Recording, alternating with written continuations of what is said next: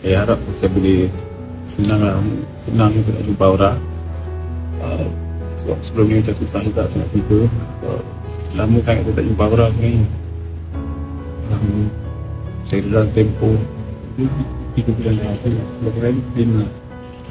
So dalam 3 bulan sebelum ni saya hanya dapat jumpa Aura 5 kali je.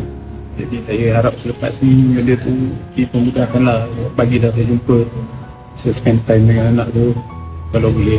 Kalau dia nak ada sekali boleh, tak kisah. Dan saya tak nak pun, tu je. Kalau korang tanya saya tak nak.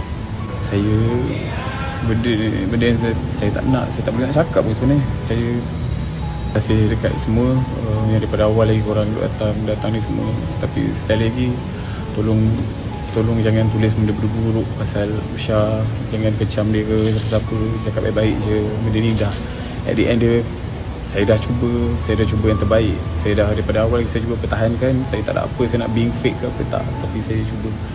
Tapi dah memang Allah kata sampai sini, saya tak nak sampai sini. Saya harap, sebab saya memang saya tak ada benda lain. Saya ada dia dengan anak je sebenarnya. Tapi tak apalah, cubalah. Nanti ke depan kita dah pernah jadi suami isteri dan sekarang dah jatuh satu talak. Kasha nak cakap lagi pun Kasha tak tahu nak cakap apa. Yang Kasha tahu Kasha nak ke depan sahaja.